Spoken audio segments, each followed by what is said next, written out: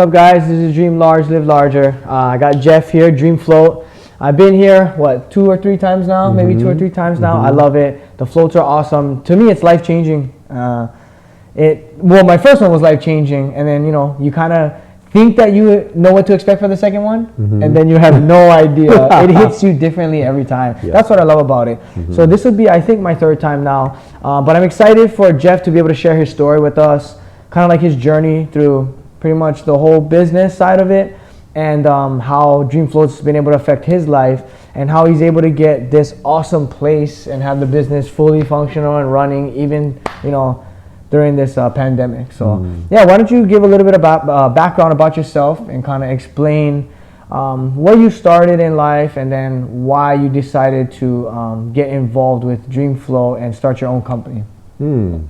Well, long story, but I think over the course of my life, it's been kind of like this long evolution of the self, and going through different stages, and from less conscious to more conscious, right? And so one of the things that happened was that my wife bought me a gift certificate for a float, and I didn't know what it was. And so I went. It kicked off this entire series of like synchronicities and meaningful coincidences. My first float was super interesting.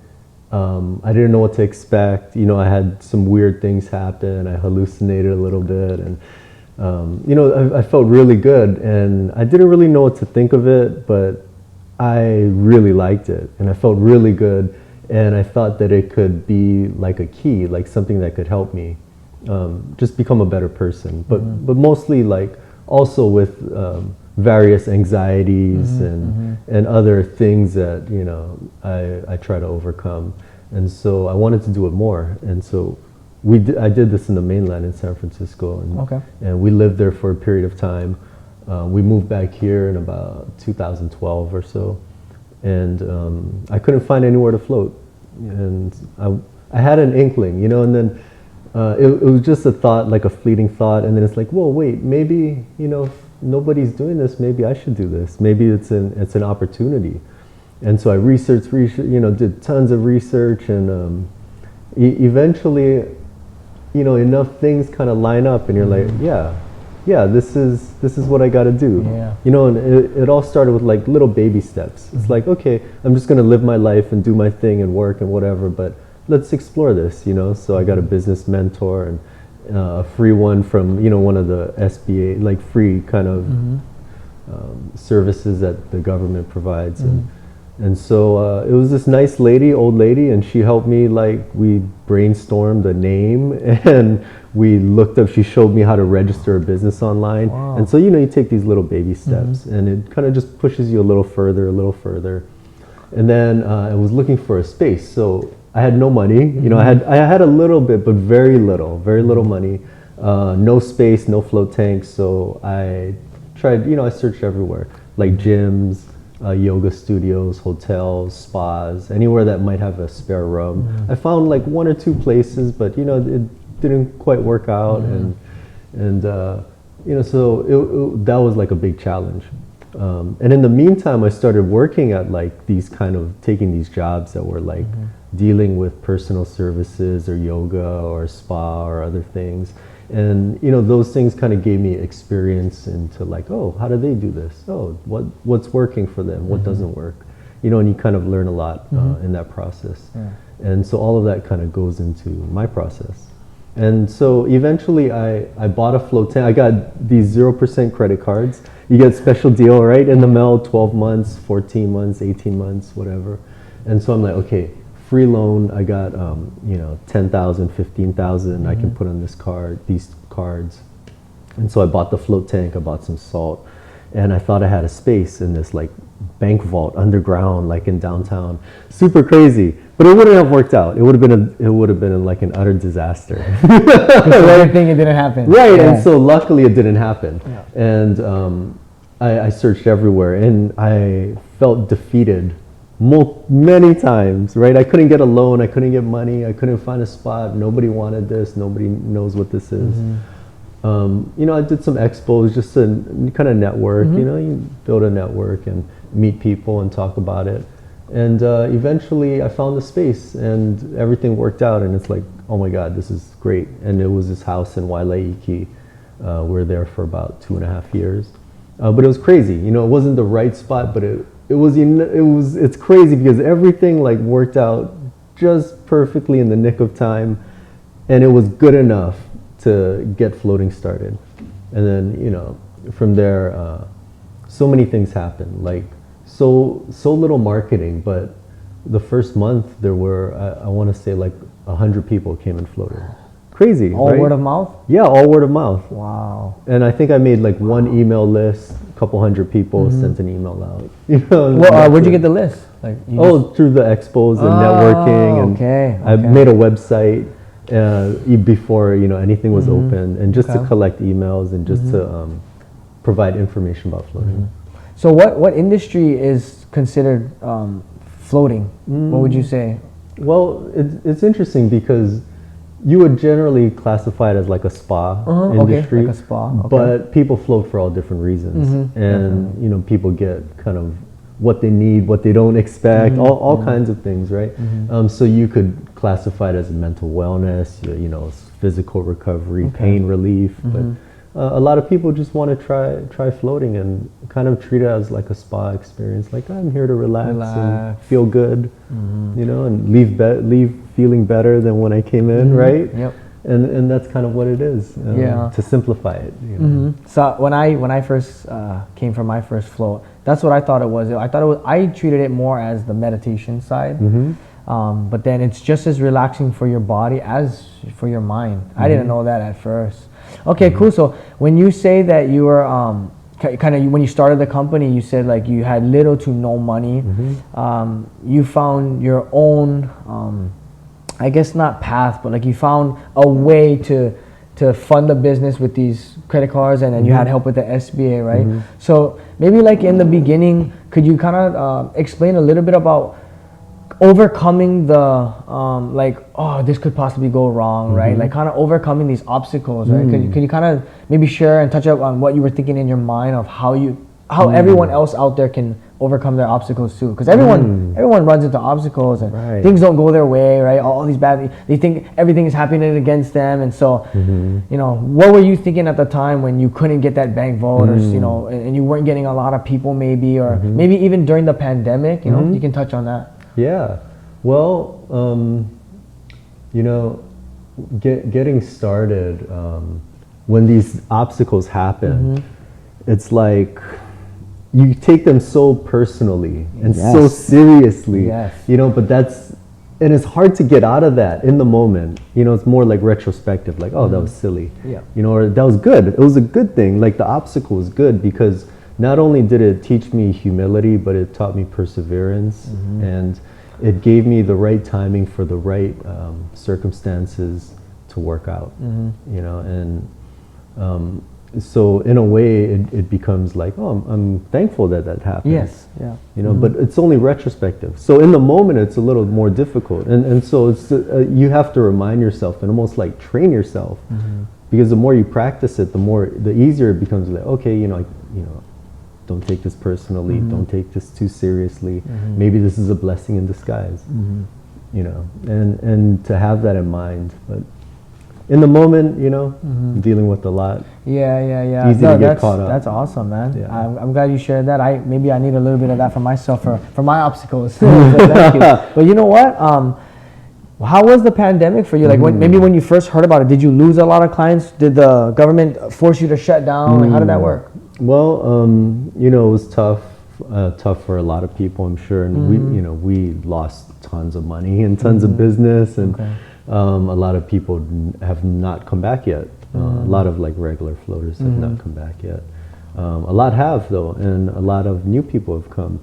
But there's been ups and downs, and there's been times where like, okay, you know, I'm not sure what's gonna happen, but you know, let's just try and survive for a little while, and maybe we can scratch and claw and make it happen, and you know, get a little bit of money from the government, but not a lot, but everything helps. And you know, if we can survive this, okay, if we can hit this month, and maybe, you know, if we can hit Christmas, maybe we get a few extra sales and it pushes us further, and then that can just sustain us. And you know, and if not, then we'll figure something else out. I love that. I knew you were gonna say that. I knew that this was where we're going. You know what? If this doesn't go my way this way, it's okay. We'll figure out another way to make it happen. Right. Cool, man. I love that attitude. So, when did you know that it was time to get this spot? Because this spot is awesome. Like, you know, the view here, the size, the square footage, everything is so nice and clean. When did you know that it was time to move from that old spot to something like this? Which is, I'm guessing, was it a little more expensive here? Or Yeah, okay. It's more expensive. This place is perfect. Kahala location, you know, so it's perfect. So when did you kind of figure, like, did you hit a certain number? Did you hit certain goals where you're like, okay, time to really get. Ideally, invest. Yeah, ideally that would be the start. But we're pushed here by external circumstances and forces outside of our control, outside of my control. And I had a business partner at the time, my friend Sean. He was helping run Dream Float too, and you know, we were sharing. They were living at that house, and at the time, like 8 other people were living in the house too, because it was a huge house upstairs, downstairs, and you know, there were another shack outside, and there were, like, you know, all these people, and it was crazy. It was like interesting, you know, it's way different from here, and the space we had was way smaller. So at the time, the owners of the house were like, oh, you know, we're gonna remodel and do construction, and so you guys got to move out by a certain date. So we're like, okay. So we got, you know, a few months, let's find a spot.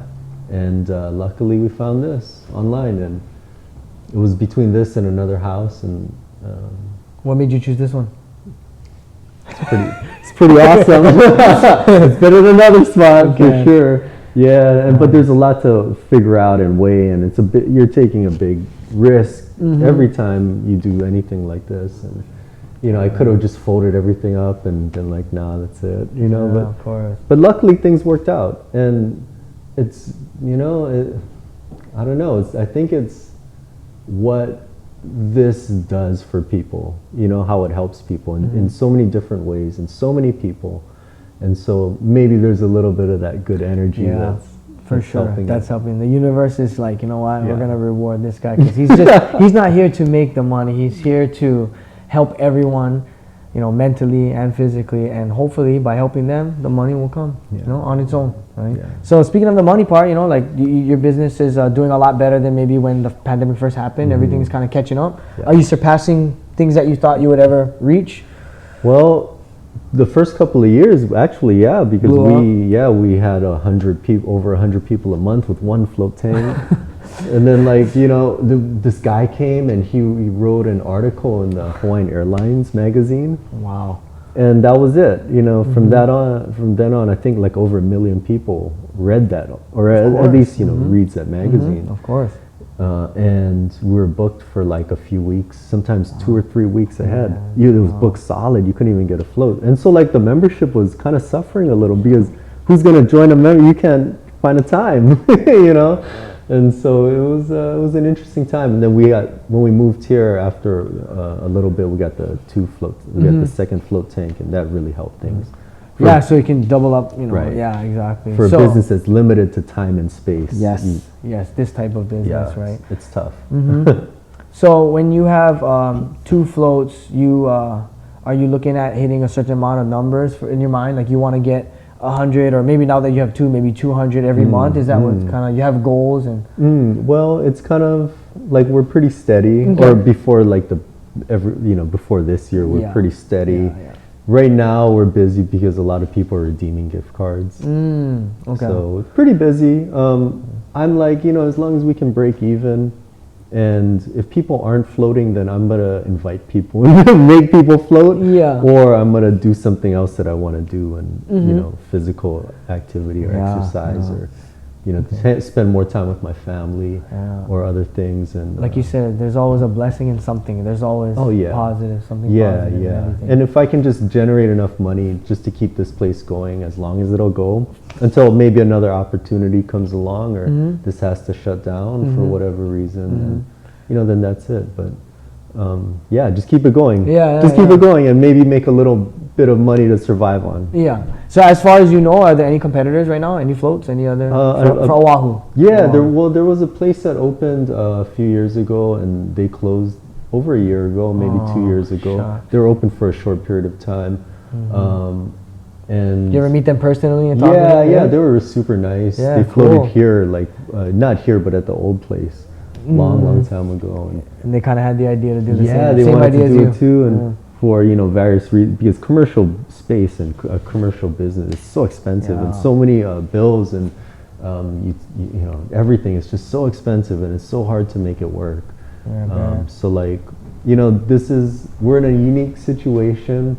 Everything about that, how we formed and everything was kind of like unconventional. And you know, but that's what it took to make this happen and make this work. If we tried to do it a more conventional way, there's Who too many knows? roadblocks, Yeah, and who it knows? wouldn't have worked out. So future, you know, are you thinking future plans? Are you thinking expand? Are you thinking just keep it as is? You like it how it is? What do you think? I like it right now as it is, because it's still like very personal and intimate. You know, when you come, it's most likely it's just going to be you And you. right, and me, You and you. or Yep. if it's two, you know, you and your partner, friend, and me, and that's it. You know, Yeah. maybe once in a great while there's still like a straggling floater hanging out outside or something, but you know, and so I like to keep the pace kind of a little slower and more relaxed Okay. and not rush. Okay. And so I like it like this. You know, anything more would require a new space anyway, and that's going to require, you know, hundreds of thousands of dollars. Yeah. And unless one of you out there wants to drop that in my lap, you know, it's not going to happen. Calling all investors, Dream Float, 2.0 expansion. We're going into hotels. But maybe that's the play one day, is that to get more float tanks more accessible to more people, whether that's in a home, you know, in a school, in athletics, Maybe a whatever. franchising opportunity, getting in different parts of the island, right? Yeah, cool. yeah.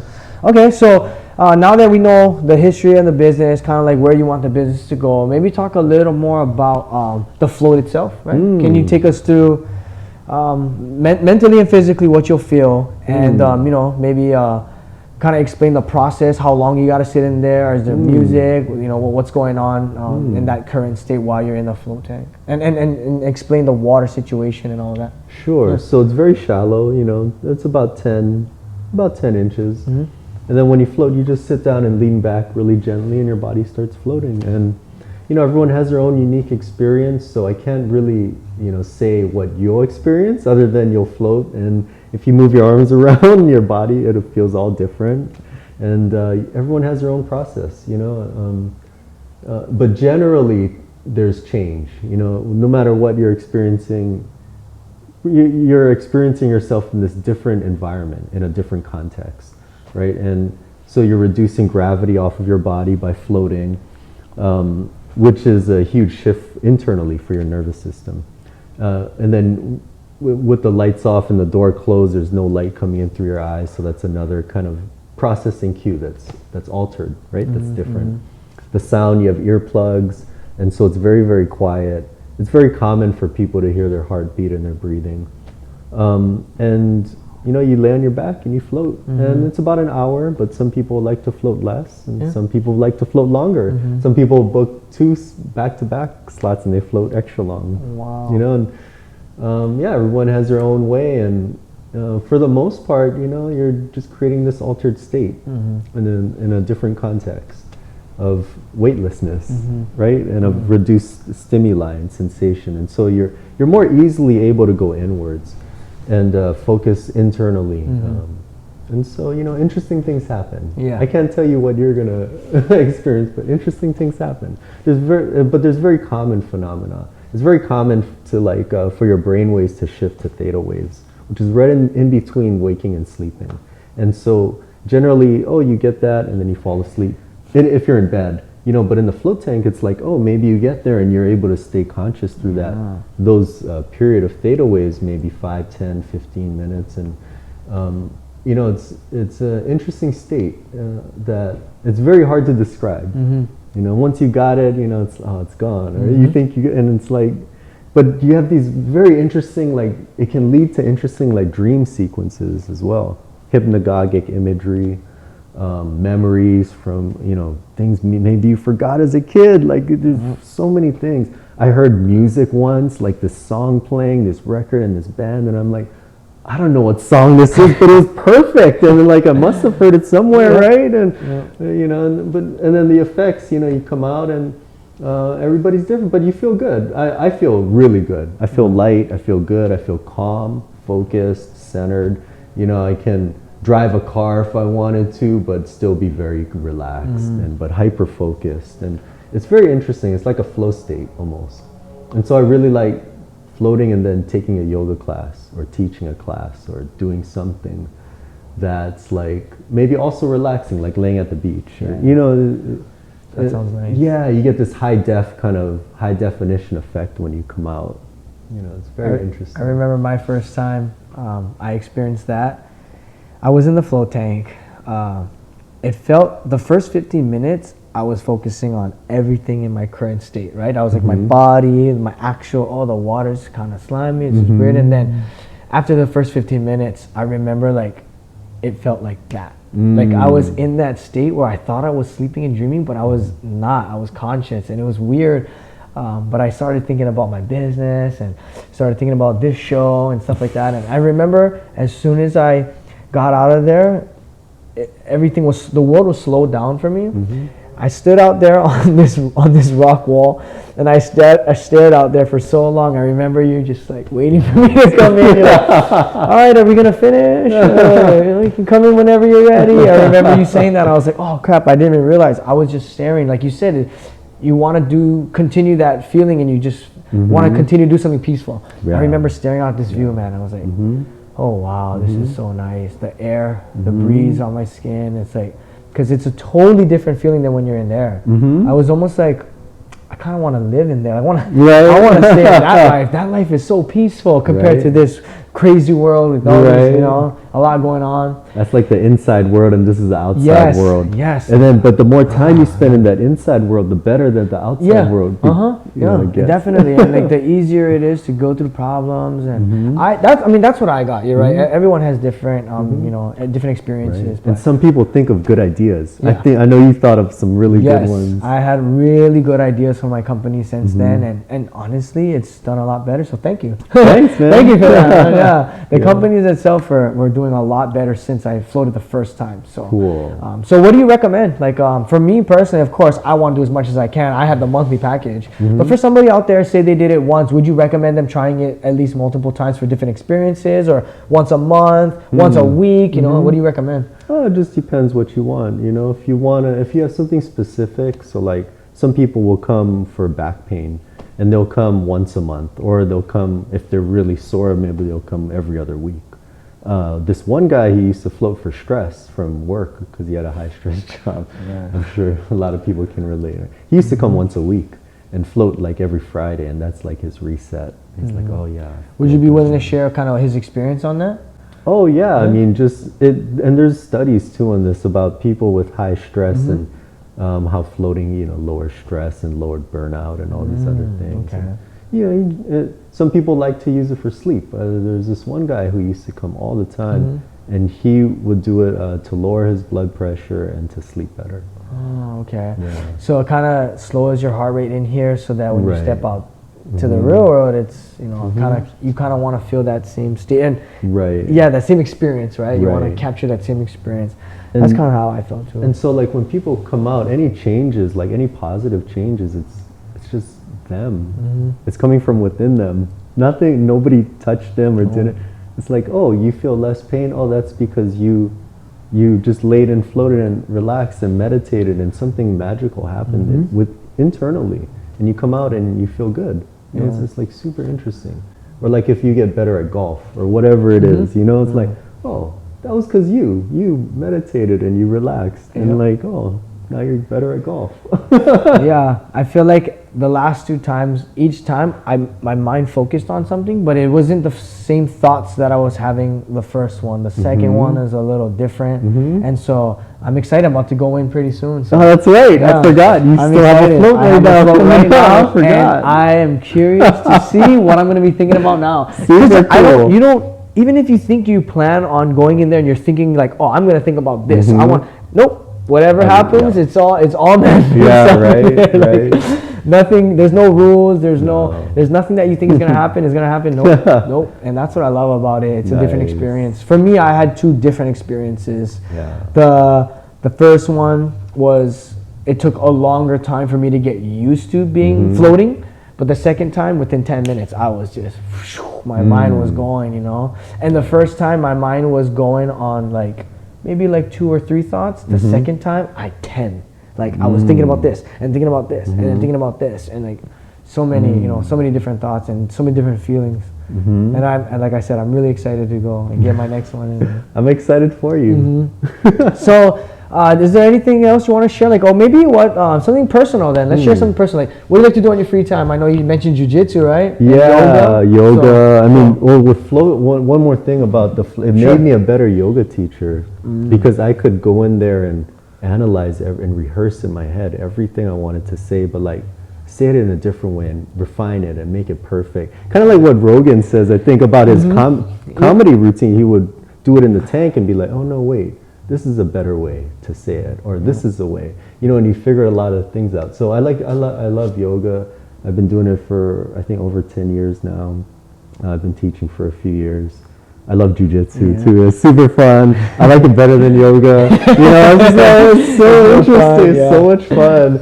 And just that long journey of incremental process, incremental, improvement. Improvement, but that's what it is. constant learning. And then all this learning, it leads to a little bits of improvement. And it's so interesting. It's addicting. Yeah, it's addicting, right? It's addicting to get better at something, and that's why I do everything I do. Just trying to get better at it. Trying to get better at it. I want to train right now. I'm getting the bug too. I want to go train too. So what do you like? In terms of kind of like your personal life, right? Do you do yoga for money or you just do it for fun? Are you an instructor and you get paid? Yeah, I have one class right now that I teach once a week. It's definitely not a lot of money. No, it's just for something. But both of those, those are both something that you love to do, right? Yeah, oh, great, perfect. Yeah. That was my question. It works out great. Yeah. So they're not work. They're just it's you not choose work. to do what you want to do. That's awesome. It's not man. work at all.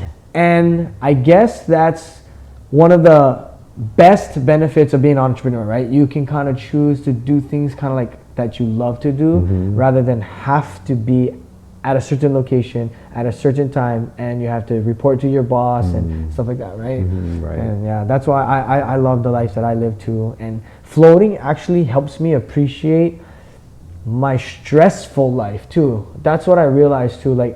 I'll have a lot of stress in my real life because I have so many things going on. But when I go and lay in the tank and I come out, I'm like, oh, I'll eat that stress up. Why? Because I'm fortunate enough to have stress from owning my own company, and people out there are struggling. They're not really making a lot of money, or they have dreams to become an entrepreneur, but they're not, following their dreams. And so, when I lay in the tank, I'm like, the stress, that's part of the process. It's nothing. You're on it, man. I'll That's awesome. Yeah. It's all perspective. It's all mindset. Yeah. It all starts in the present moment. Yes. That's the only place. Because if you're living in the past or in the future, no, this is the moment. And taking control of what you can control versus what you can't control is so huge. All the things you can't control. But the things you can control start right now in the present moment, and that's where everybody starts. But that's where the successful people start too. And then you put in your work or whatever you do, right? That's the benefits of the float tank. I love it. And if I feel and I'm having a stressful week, hey Geoff, can I schedule something in, man? Because I definitely need to refocus. Kind of refocus you and kind of start you back to your mind's all over, kind of brings you back to here, and you're like, okay, from here I can slowly get back to doing what I need to do and accomplishing what I need, my goals every day, every week, every month.